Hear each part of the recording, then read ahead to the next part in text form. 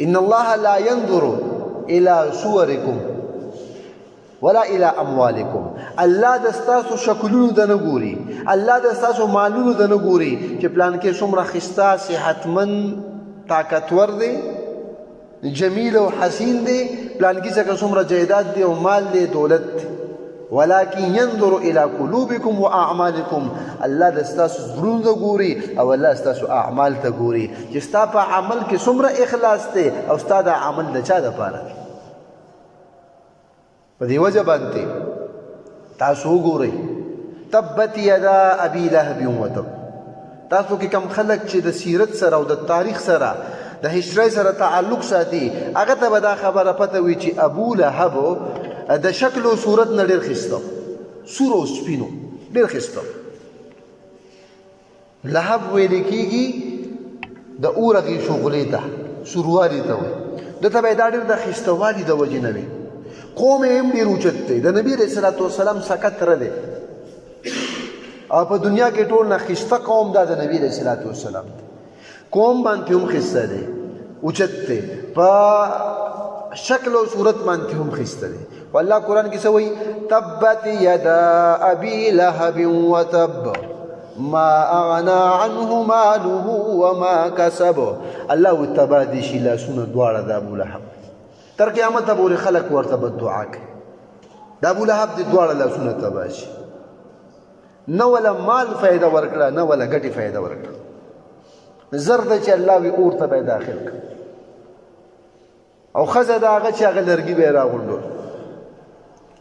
الله وي دواړه به جهنم ته بوځم. تاسو وګورئ چې کله ابو لهب مړ شو په داسې بده بیمارۍ باندې مړ شو چې خلک د هغه خوا ته نږدې نه شلل تللی. دومره پې الله یو موذي مرض لګولی صرف د نبي علیه صلات وسلام دشمنۍ د وجې. چې کله د الله رسول علیه صلات وسلام صفا غونډۍ ته وختو ورته یې قولوا لا اله الا الله تفلحوا تملك العرب والعجم.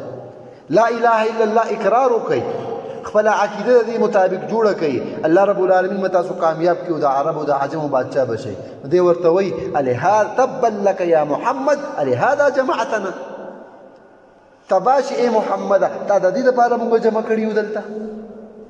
الله رب العالمین باندې دا ډېره بده ولګېده او تر قیامته پورې دا آیتونه نازل کړي.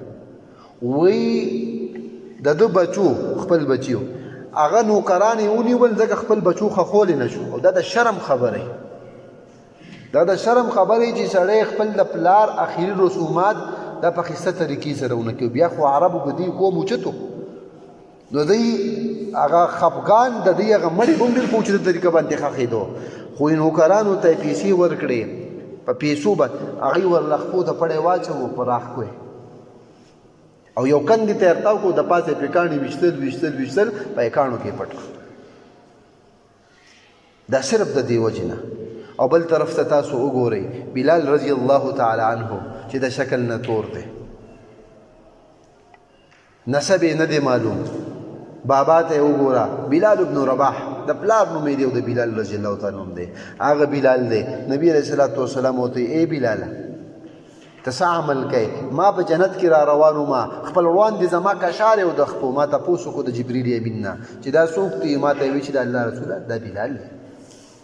وی دا الله رسوله نور خو راته نشته پته، خو چې کله هم ځان تیار وم نو د هغې نه پس 2 رکعته کړو.